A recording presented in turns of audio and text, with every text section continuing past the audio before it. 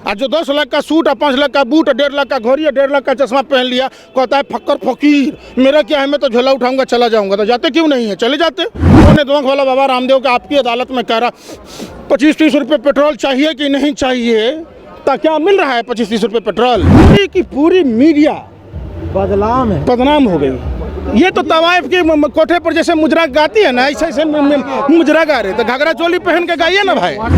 जो कहता है पूछता है भारत, अरे थूकता है भारत। ये लोग जो लोग विरोध कर रहे हैं किसानों का, कुत्ते से भी गए गुजरे हैं। सरकार 2 रुपये का मास्क नहीं फ्री में दी, जो 200 रुपये का टिकट देश के लोगों को नहीं दी, वो सरकार हमें अमीर बनाना क्यों चाहती है? ये बात जसोदाबेन जी से किया होता तो मोदी जी वादे के सच्चे होते, तो मोदी जी के भी बच्चे होते कि पता पति में खेलते कि तोता तोती में खेलते।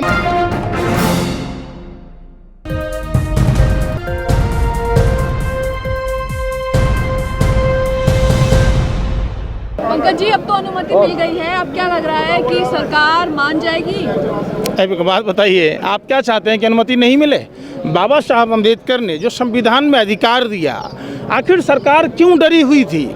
और जो तमाम, चाहे सुप्रीम कोर्ट हो या जो न्यायपालिका, जो जिनको कानून संभालने की जवाबदेही है, वो अपनी जवाबदेही से क्यों मुकर रही है?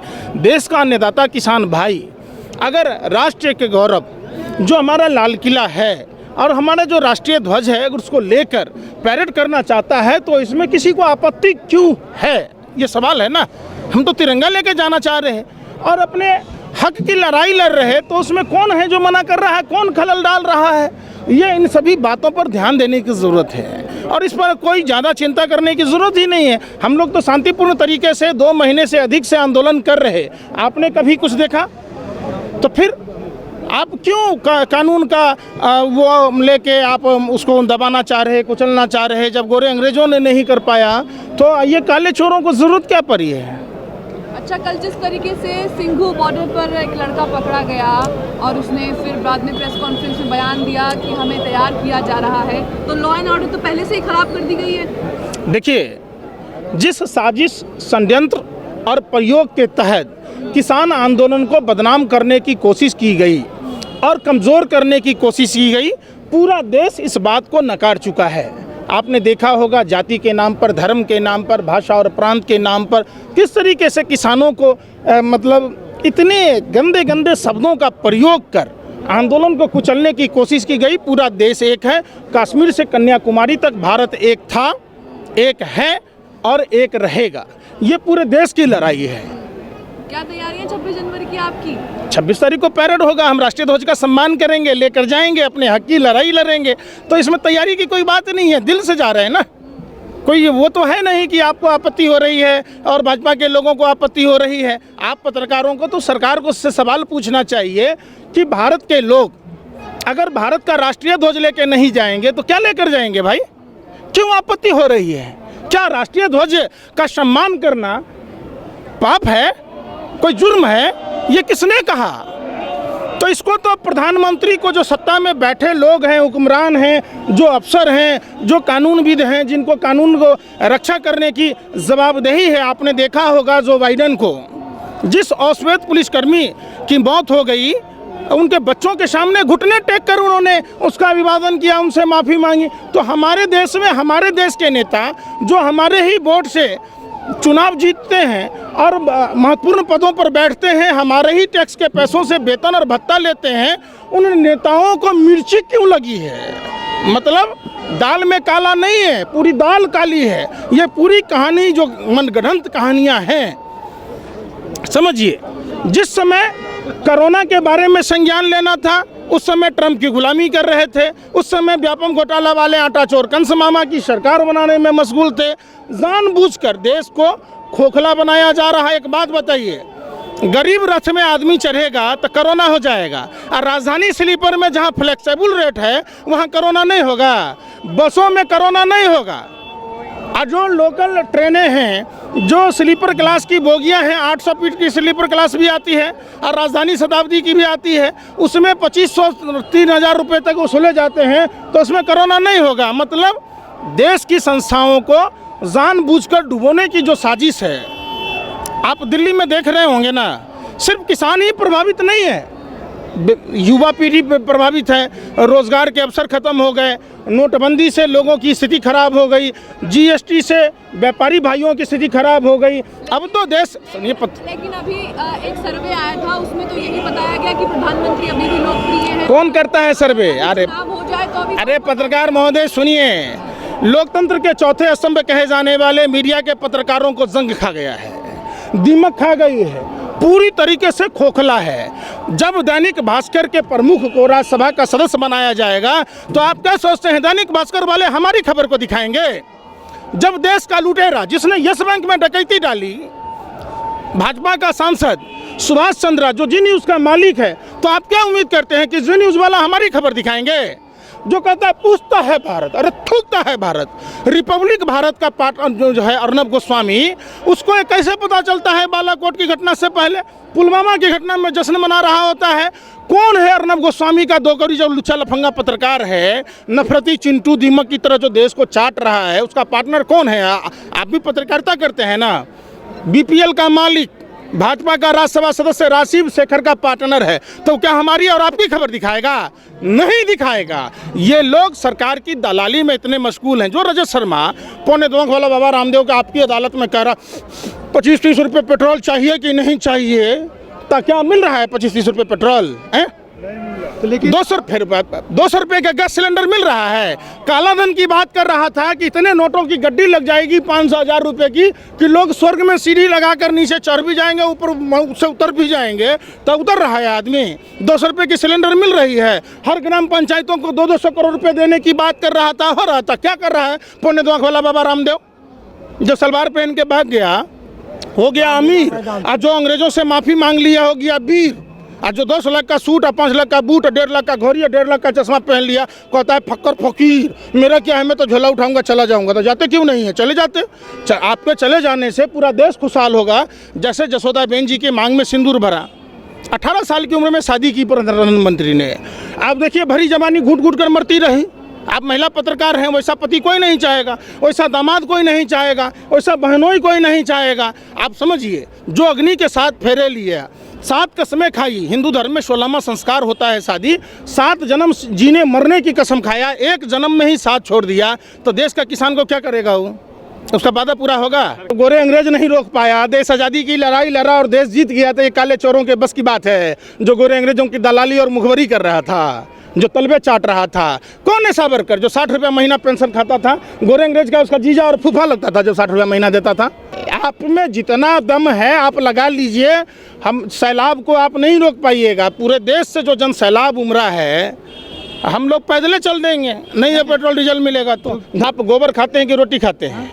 जो लोग गोबर को च्यवनप्राश समझ के चाटते हैं, जो गौमूत्र पीते हैं, वो किसानों के साथ नहीं है। कुत्ता भी रोटी खाता है ना, तो अपने मालिक के प्रति वफादारी करता है। ये लोग जो लोग विरोध कर रहे हैं किसानों का, वो कुत्ते से भी गए गुजरे हैं।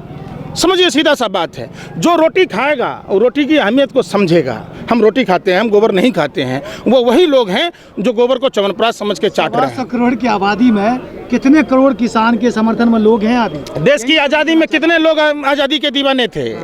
अगर सब आदमी अगर आज़ादी की लड़ाई लड़ रहा होता तो सब आदमी ना भगत सिंह होते, चंद्रशेखर आज़ाद होते, खुदीराम बोस होते, भगत सिंह होते।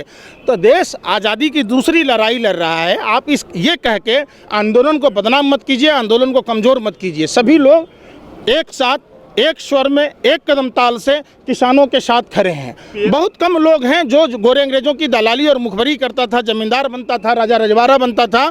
उसी तरीके से कुछ लोग जो सरकार की दलाली कर रहा है, जैसे रजत शर्मा जैसे लोग, Y+ की सुरक्षा लेने के लिए, पद्म सम्मान लेने के लिए, क्रिकेट कंट्रोल में मेंबर बनने के लिए, नेहरू म्यूजियम में मेंबर बनने के लिए, जो सलाहकार समितियों में मेंबर बनते हैं। जली को आग कहते हैं, बुझी को राग कहते हैं। जिस बकवास को सुन के देश की जनता का हाल बेहाल हो जाए, उसे मोदी जी की मन की बात कहता है। जो मन की बात जसोदा बेन जी से किया होता तो मोदी जी वादे के सच्चे होते, तो मोदी जी के भी बच्चे होते कि पता पति में खेलते कि तोता तोती में खेलते, मोर से खेलते। जिस दिन से तोता मोर को हाथ लगाया वो बर्ड फ्लू हो गया। इतना बड़ा पनौती की बात का मन की बात आप अपनी पत्नी से कीजिएगा, दूसरे से कीजिएगा। बार के घोटाला में नहीं देखा किस तरीके से हेरफेर किया जाता है, किस तरीके से देश में चल रहा है? आपने भी देखा है। आप उस टीआरपी की बात कहाँ जा रहे? आप यहाँ पर पूछिए कितने लोग किसान के विरोध में हैं। आप कहाँ पता करते हैं अपने मियाँ मिट्ठू? सुनिए पहले, कितने लोग अरे आप लोग सुनिए पहले बात, ये जो टीवी मीडिया में और जो चलाता है डिबेट्स, वहाँ किराए के ऑडियंस होते हैं, किराए के गेस्ट होते हैं। आप अपने ही मियाँ मिट्ठू, अपने रानी, अपने रगताइन बन के देश को पूरा जला रहे, दिखा रहे, गैंगस्टर की भूमिका निभा रहे। आप लोगों को शर्म नहीं आती? अरे आप लोग यहाँ पूछिए ना, कितने लोग इसमें से देखिए 0.1% भी आदमी विरोध में नहीं है। आप कहाँ करते हैं? ये खुद आप सपोर्ट में है। अब समझिए, आप जाके देखिए, दिल्ली के सफाई कर्मचारियों को वेतन नहीं मिल रहा है, एमसीडी के कर्मचारियों को वेतन नहीं मिल रहा है, रेलवे के कर्मचारियों को वेतन नहीं मिल रहा है। आप वहाँ पूछने नहीं जाइएगा, पूछिएगा किससे? जो भाजपा के पदाधिकारी हैं, जो आरएसएस के पदाधिकारी हैं, जो सरकार की दलाली करते हैं, जो ठेकेदारी करते हैं। हाँ जी, आप क्या कर रहे हैं? अरे हम जैसे से पूछिए ना, तब बताएंगे ना आपको। सरकार क्यों ज़बरदस्ती हमें अमीर बनाना चाहती है, ये तो सवाल पूछिए। सरकार 2 रुपये का मास्क नहीं फ्री में दी, जो 200 रुपये का टिकट देश के लोगों को नहीं दी, वो सरकार हमें अमीर बनाना क्यों चाहती है? मैं यहाँ क्यों आया हूँ?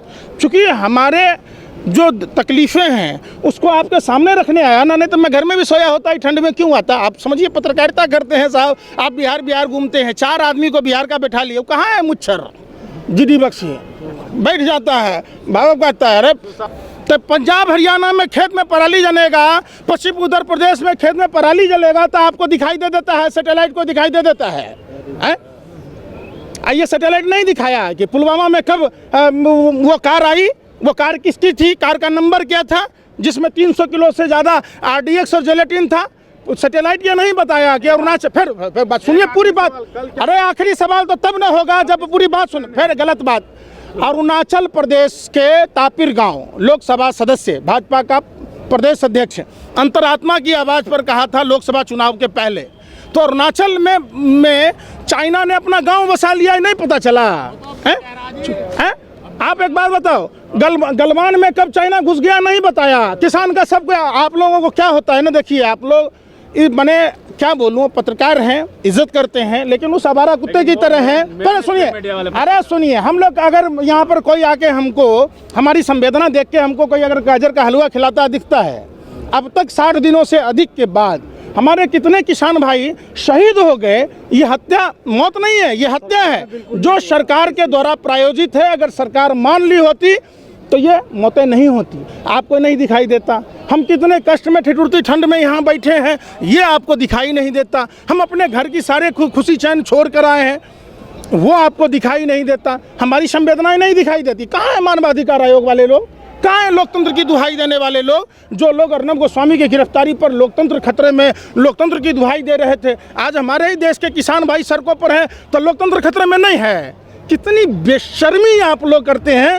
अब देश की जनता आप जैसे पत्रकारों को जूता खोल के मारने को इसलिए तैयार है, नहीं इज्जत करती है। पत्रकार के बोलने का मतलब था कि ये राजा हरिश्चंद्र की तरह सत्य बोलेगा, लेकिन रजत शर्मा, रोहित सरदाना, अंजना ओम कश्यप, सुधीर चौधरी, अर्नब गोस्वामी जैसे पत्रकारों के चलते पूरी की पूरी मीडिया बदनाम हो गई। ये तो तवाइफ के कोठे पर जैसे मुजरा गाती है ना, ऐसे ऐसे मुजरा गा रहे, तो घाघरा चोली पहन के गाइए ना भाई, कैसे सरकार करेगी? अर्नब गोस्वामी के चैट में जिस तरीके से पुलवामा घटना पर अर्नब गोस्वामी जश्न मना रहा था, ये देशद्रोहिता नहीं है तो क्या है? अर्नब गोस्वामी के चैट में बालाकोट की घटना 26 तारीख को हुई, 23 तारीख को अर्नब गोस्वामी जो पार्थो दास गुप्ता से कर रहे, ये कैसे मालूम हुई? और अर्नब गोस्वामी के चैट में एस शब्द का जो प्रयोग हुआ, वो एस कौन है? कहीं अमित शाह तो नहीं है? आप समझिए। अब जब सर्जिकल स्ट्राइक होता है तो यहाँ तक पायलट अफसर को नहीं बताया जाता है, रक्षा मंत्री, प्रधानमंत्री, गृह मंत्री और जो एयर चीफ मार्शल, उनको ही पता होता है। तो अर्नब गोस्वामी को कैसे पता चला? NSA को नहीं पता है। आप देखिए, वही DSP देवेंद्र सिंह जो पुलवामा के समय पदस्थापित था, दिल्ली चुनाव से पहले 12 लाख रुपया लेकर दिल्ली में आतंकवादी लाया। अगर वो नहीं पकड़ा जाता तो पुलवामा जैसी घटना दिल्ली में हो जाती और ये चुनाव जीत जाते। उस पर NIA चार्जशीट दाखिल क्यों नहीं किया? ये रिश्ता क्या कहलाता है? आप लोग कभी सवाल पूछा क्या? सभी अहम खबरों के लिए न्यूज़ MX को सब्सक्राइब करें, साथ ही बेल आइकॉन को जरूर दबाएं। लाइक, शेयर, कमेंट करना ना भूलें।